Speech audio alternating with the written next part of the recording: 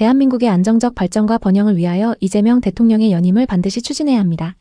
이제 뭐 누구 억까하고 뭐 그런 거 말고 이재명 대통령의 리더십론에 대해서 우리 한 박사님의 의견이 어떤지 한번 들어보는 시간 갖도록 하겠습니다. 물론 거기서 이제 구체적으로 디테일하게 여러 가지 얘기가 나올 거라고 예상합니다만, 자, 한 박사님 일단 전반적으로 이재명 대통령의 리더십론 어떻게 말할 수 있습니까? 참 쉬운 주제는 아닌데요. 네, 좀 포괄적인 거여서요. 네, 뭐 짧은 시간에 다 말씀드릴 수는 없겠지만 일단 뭐 첫 번째 제가 가지고 있는 인상으로 제 화법대로 말씀을 드릴게요. 그러세요. 그거는요.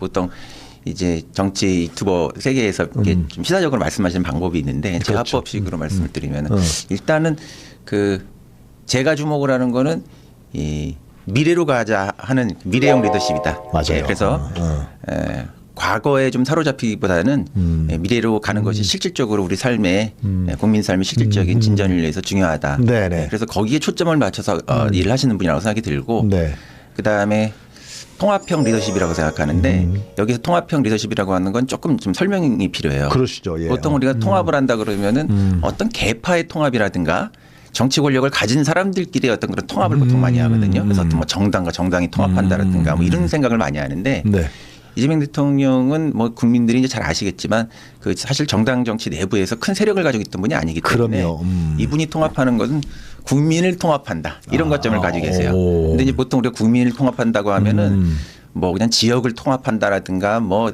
세대를 통합한다든가 뭐 이념적으로 통합한 이런 것들을 보통 생각하는데 실질적인 삶의 그 진전을 통해서 국민을 통합한다라고 하는 그런 관점을 가지고 계시는 것 같고 좀 더 구체적으로 진전하시고 그 얘기는 중요한 얘기 같은데. 우리 그 특히 그 한국 사회가 이렇게 좀 많은 그 분열적인 상황을 가지고 있는 이유는 저는 이렇게 보거든요. 역사적으로 산업화 세력과 민주화 세력의 큰 반목과 분리. 그래서 우리 사회에서 어떤 선거를 하게 되면은 꼭 이렇게 그 어떤 반반 50대 50에 가까운 이런 어떤 양상. 사실 총칼만 들지 않았지 거의 말로는 내전 상황을 우리가 계속 겪어왔는데 그 문제를 좀 해결할 수 있는 그런 정치가 등장 못했던 것 같아요. 근데 대통령 선언을 할 때 보게 되면은 대통령이 중요한 의무 중에서 맨 앞에 선서에 나오는 게 국민 통합의 의무를 가지고 있다고 하는데 맞습니다. 그런 국민 통합을 실질적으로 구현한 사람이 거의 없다. 그건 단순히 리더십만의 문제로 되는 것은 아니고 한 사회가 가지고 있는 어떤 역사적인 단계나 조건이나 경험에 의해서 규정되기도 하는데 여하튼 그 오랫동안 한국의 수권 세력 역할을 했었던 그 보수 세력이라고 하지만 사실은 상당히 좀 왜곡된 그 수구 세력이 한국의 정치 진영을 오랫동안 이렇게 장악해 왔었는데 그들이 그런 걸 장악해 볼 수 있었던 것은 우리가 산업화를 통해 가지고 우리도 먹고 살만하게 해줬다라고 하는 어떤 박정희 아이콘을 통해 가지고 사회의 헤게모니를 좀 장악해 왔던 적이 상당히 있었던 것 같아요. 거기에 대해서 절차적 정당성이나 이런 이제 문제를 이제 제기하는 그 민주화 세력이 있었고 그 진영이 어떤 오랜 동안의 이제 투쟁 속에서 또 국민적인 어떤 도덕적 동의 같은 것도 얻게 되면서 헤게모니를 또 이제 갖게 되고 그래서 그게 97년 IMF를 이제 계기로 인해 가지고 큰 사회 위기 속에서 DJ 정부가 들어서고 그다음에 노무현 정부, 문재인 정부 그다음에 이 계엄 위기 속에서 이재명 정부까지 오게 됐다고 하는데 이것이 이제 민주 진영이 수권 세력이 되는 과정이었죠. 근데 이제 애석하게도 민주 진영이 수권 세력이 되긴 했지만 사회에서 여전히 우리가 선거를 하게 되면 아슬아슬해요. 맞아요. 그 진짜 그래. 신기해. 다음번에 우리가 대선을 하게 되면 어떻게 될 것인가. 그것도 아슬아슬하단 말이에요. DJ도 집권할 때 DJP로 됐잖아요. 그렇죠. 간신히 된 거죠. 노무현도 정몽준과의 후보단이라 그 과정이 없었으면 어떻게 됐을지 몰라요. 근데 이제 그 문제를 우리가 어떤 정치를 도덕적 관점에서 보면서 한쪽에서 한쪽을 재단하고 한쪽에서는 이쪽을 빨갱이라고 했던 세월이 있었고 한쪽에서는 저쪽은 독재라고 했던 세월이 있었는데 정치의 그 정치 권력을 실질적으로 이제 분점하고 있는 정치 진영의 관점에서 보면 그게 이념의 문제지만 실제로 그거는 표로 연결되는 문제를 생각하면 국민들이 한편으로는 그 산업화 세력을 지지하는 국민이 한 반 정도 되는 거고. 그러니까 요즘 뭐 최근에 뭐 이승만 논란 이런 것도 있는데 한점에는 또 한참 동안은 또 박정희에 대한 그 논란이 있었잖아요. 또 박근혜 대통령도 그런 어떤 후광을 얻고 등장을 했고. 또 이명박 대통령 같은 그런 사람이 등장을 하는 것도 발전주의로 그런 산업화 세력의 그 일부라고 할 수 있거든요. 그러니까 늘 그건 한국 사회에 기본적으로 있는 거라고 봐야 돼요. 그래서 민주 진영이 정권을 이렇게 가지고 있었음에도 불구하고 늘 거기에 대해서 가지고 있었던 컴플렉스는 이 경제 문제, 이들에게 저 산업화 세력이라고 하는 게 그걸 대표하는 세력이라는 게 부패한 건 알겠는데 능력은 그래도 저쪽에 있는 것 같아. 민주진영이 뭔가 도덕적인 어떤 정당성을 가지고 있는 것 같은데 저들이 우리를 먹고 살게 해줄까라고 하는 늘 의문이 있었는데 네네. 바로 이재명 대통령이 이 산업화 세력과 민주 세력이라고 하는 어떻게 보면 한국 사회의 중요한 두 축이에요. 그렇죠. 국민들이 가지고 있는 하나의 또 감성의 문제 코드이기도 하고 네네네. 그것을 통합하는 어떤 지금 실질적 능력 그것을 보여주는 것이 저는 뉴 이재명 현상이라고 생각해요. 예, 어떻게 해서 뉴 이재명 현상에서 이 60%가 넘는 지지가 나오게 됐는가. 대조기 대선을 통해서 네. 집권을 했지만 사회 위기 속에서도 49% 정도밖에 얻지 못했단 말이에요. 그럼요. 예. 압도적이지 않아요. 그런 상황 속에서도 역시 반반 갈리는 거예요. 네. 예, 그리고 그러니까 그런 상황이 안 되면은 더 지지율이 낮아질 수도 있는 거야. 네. 민주 진영에서 등장하는 후보는 어떤 후보가 등장하든 간에. 그것이 그리고 지금 이 민주당의 정청래 후보가 대표를 하고 있는 현재 민주당인데 네, 그렇죠. 대통령의 지지와 민주당의 지지가 지금 좀 20% 이상. 차이가 나오고 분명히 나눠져 있단 말이에요. 그러니까 국민들이 지금 민주당을 떠올리면서 이게 대통령을 지지하는 당인가 이런 의문이 좀 있고 그럴 때 민주당이 뭔가 지금 굉장히 혼란 속에서 어떤 일사불란한 어떤 모습을 보여주지 못해도 네. 대통령의 지지는 또 공고한 것이 이 두 개가 좀 달라지는 거거든요. 왜 이렇게 갈라지냐 이렇게 하면은 네네. 여전히 민주당은 과거에 민주 진영이라고 하는 그런 형태의 어떤 그 이념적 성격을 네. 여전히 가지고 있어서 어떤 산업화 진영, 산업화 세력 또 그걸 지지하고 있는 국민의 또 상당수 반 정도가 있는데 네. 그 힘을 얻지 못하고 그 어떤 관점을 대변하지 못하고 있는 정당이 현재의 그 정청래 대표 체제의 민주당이라고 생각하는 또 게 배제하고 있는 거고. 있고. 예. 또 그걸 잘 수용하지 못하는 거죠. 네네. 그거에 비해서 이재명 대통령이 뭐 주가 지수 지금 6천을 돌파하고 있지 글쎄 않습니까? 말이야. 예. 그리고 이제 주가 지수뿐만 아니라 외교나 오늘 이따가 말씀드리겠지만 네. 그런 걸 통해 가지고 정말 수권 세력 다운 능력을 보여주면서 옛날에 노회찬 의원이 아예 살림살이 나아지셨으니까 예, 민주 진영이 근데 살림살이 나아지게 하지 못했단 말이에요. 그 부분을 이제 이렇게 확실하게 이렇게 좀 챙기고 더 저 사람이 이제 능력이 있는 것 같다. 산업화 세력보다도 그렇지. 예, 그런 생각을 하게 되니까 그게 뉴 이재명이라는 현상으로 이제 60% 이렇게 등장하는 것 같고 네. 또 하나 이제 말씀드리고 싶은 것 그러니까 이게 산업화 세력과 민주화 세력이라고 하는 두 개에 갈라져 있는 것을 통합했다. 네. 예, 이건 이념적 통합하고는 상당히 다르다. 네. 이런 말씀을 드리고 싶은 거고. 그것이 구체적 초반에 우리 박사님이 말씀하신 대로 국민의 실질적인 삶의 예. 접근과 그것에 대한 해결로서 통합을 하는 것이다. 네. 이재명이 다른다 이렇게 네, 얘기하셨죠.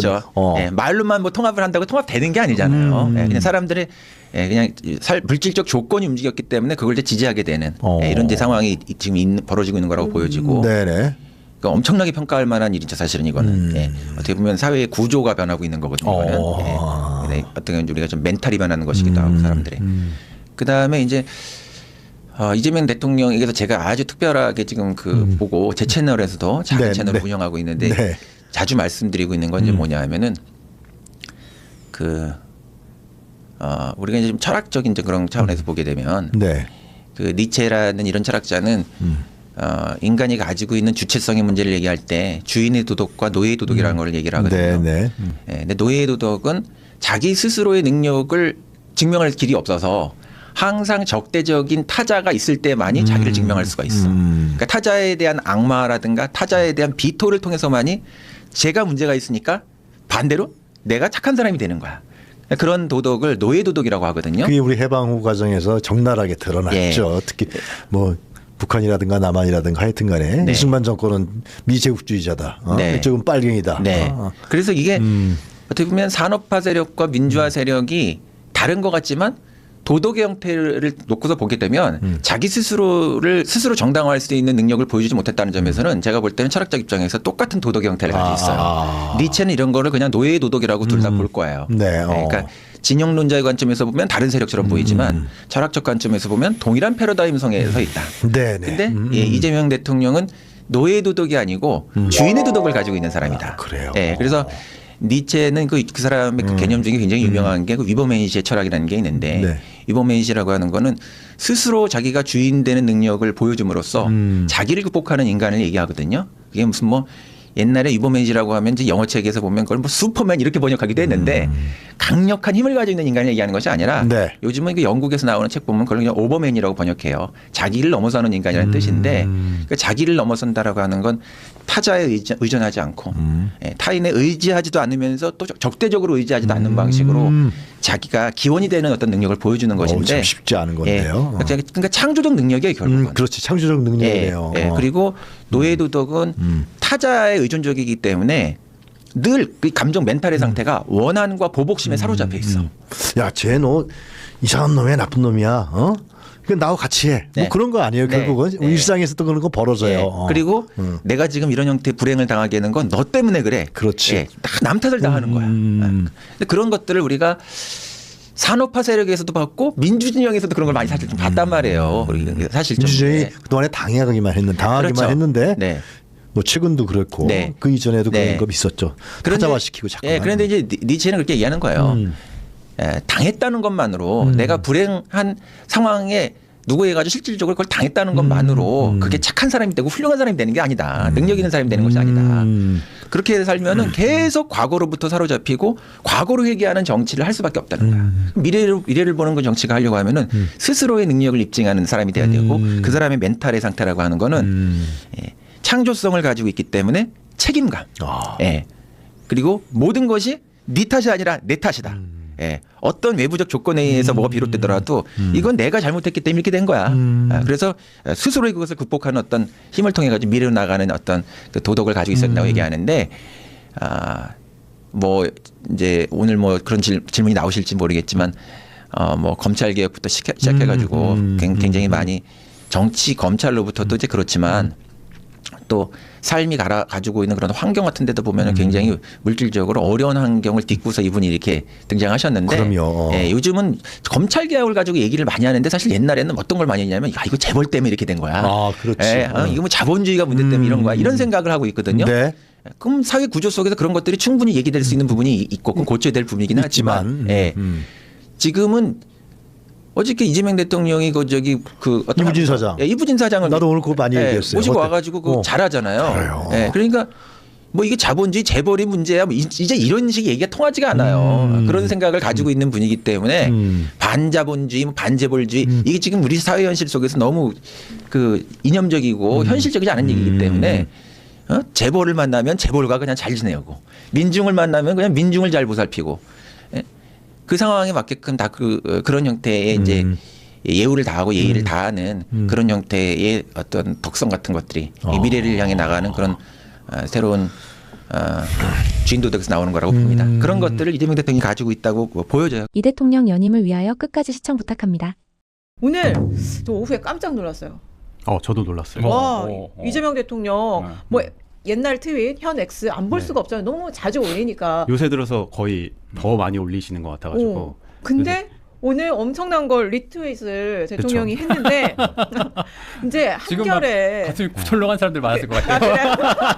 그러니까 한결에 이런 칼럼이 오늘 실렸거든요. 뉴 이재명은 죄가 없다. 그러니까 뉴 이재명 현상의 긍정적인 확장 효과가 있는데 이걸 왜 갈라치기라고 보는 그 시각이 있는데 아니다. 뉴 이재명은 죄가 없다. 이런 그 칼럼인데 이걸 대통령이 리트윗을 했죠. 그쵸. 원래 이제 리트윗을 하면은 공감한다는 뜻으로 이해를 해야겠죠. 당연하죠. 이 문제를 좀 논의하고 싶다. 나 공감한다. 이런 취지로 이해하는 게 맞을 것 같고 비판하게 되면은 꼭 기사에 코멘트를 다시더라고요. 맞아요. 일전에 한국일보 기사를 아니 최근에도 그거 있잖아요. 인용하면서도 이제 비판을 하셨죠.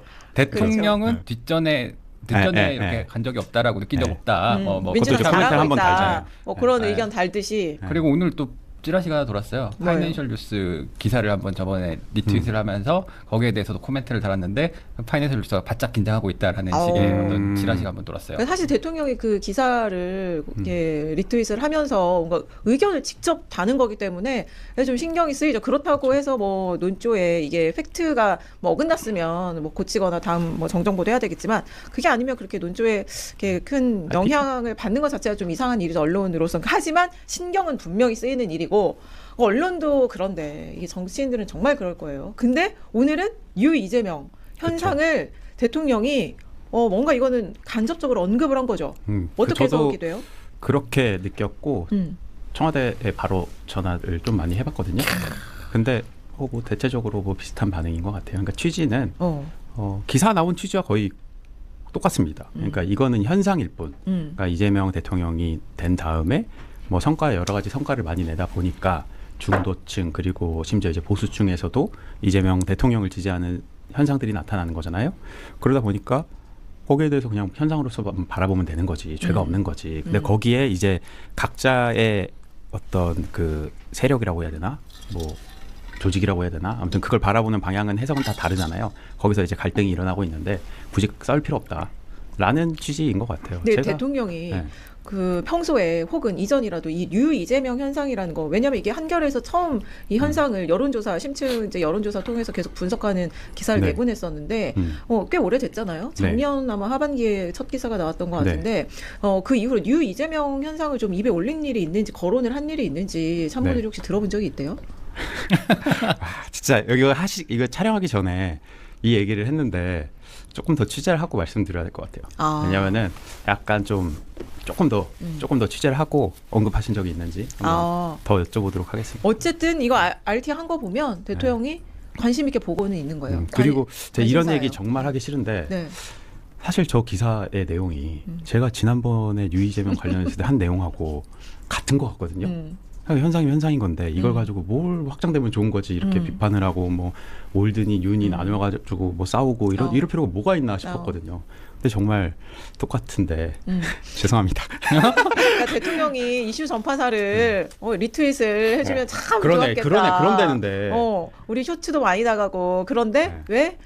대통령 관리하면 안 됩니다. 정청래 대표 비판 너무 많이 해가지고 부담스러우실 것 같아요. 이걸 리트윗하기에는. 그러니까 일단 쇼츠부터 좀 대통령 알고리즘에 많이 떴으면 좋겠네요. 그러네요. 네. 유튜브 보시나요?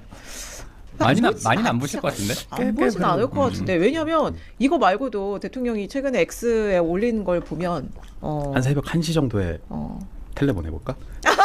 대통령 깨 있다. 그 시간에 깨 있죠. 제가 얼마 전에 집에 퇴근하고 그 여의도 앞에서 저녁 자리 한 다음에 술을 좀 먹고 이제 집에 들어가면서도 커뮤니티 쫙 봤죠. 보고 있는데 술 취한 상태에서 보고 있는데 정성호 장관이 혼자 저기 국회를 지키고 있는 필리버스터 때문에 그 책 읽는 거. 그걸 하고 계시더라고 그때. 그래가지고 카톡 보내서 텔레 보냈어. 답을 받았나요? 불철주야 고생이 많으십니다 이렇게. 네. 답장 왔어요? 네. 뭐라고 그러세요? 감사합니다라고 하셨나? 뭐 열심히 하겠습니다. 한번 찾아보세요. 네. 감사합니다. 네. 편안한 시간 되세요. 편안한 시간 되세요. 12시 넘었는데. 네.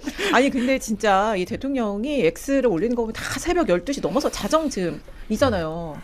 근데 대통령이 그 장성철 소장도 얘기를 했지만 일단 귀가를 해서 저녁에 그러니까 초저녁에 잠을 좀 한 2-3시간 잔 뒤에 또 그다음에 이제 두 번째 출근을 하는 거죠. 말하자요. 본격적인 약간 시즌2 하루의 시즌2 업무를 하면서 이제 막 참모들 뭐 김민석 국무총리 막 이런 이제 뭐 내각 장관들한테까지 막 열심히 이제 메시지 보내거나 전화하거나 이러는 거예요. 그러니까 김민석 총리가 오죽하면 이제 그런 연락을 받았을 때 이제 상사한테 그래도 30분 이내에 좀 답을 하려고 그러니까 30분을 자기의 어떤 그런 응답 최대 시간을 잡았는데 어떤 날은 오기가 발동해서 30분 꽉 채워서 답을 보내기도 했다 막 이런 얘기 했다고 하는데 2시에 받아서 2시 반에 보냈다 그랬나요? 그렇죠. 30분. 그 시간쯤에 대통령이 그렇게 폭풍 문자 전화를 한다는 거지.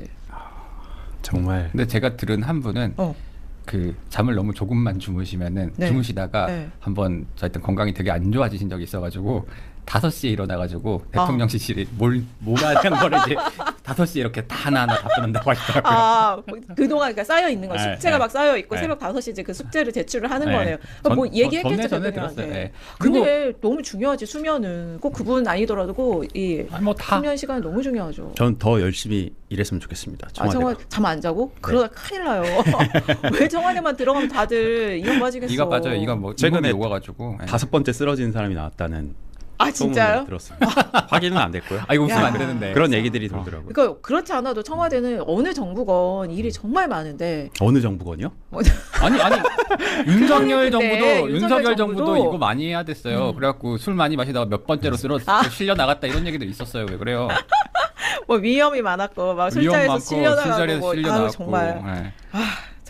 정말 황당하네. 다시 거의 상기를 해보니. 어쨌든 지금 대통령이 저렇게 발벗고 나서서 모든 업무를 다 체크를 하고 하니까 일을 안 할래 안 할 수가 없다. 심지어 5번째 쓰러진 사람이 최근에 나왔었다더라. 이런 얘기까지 이제 도는 거죠. 댓글로 이재명 대통령의 연임을 응원해주세요.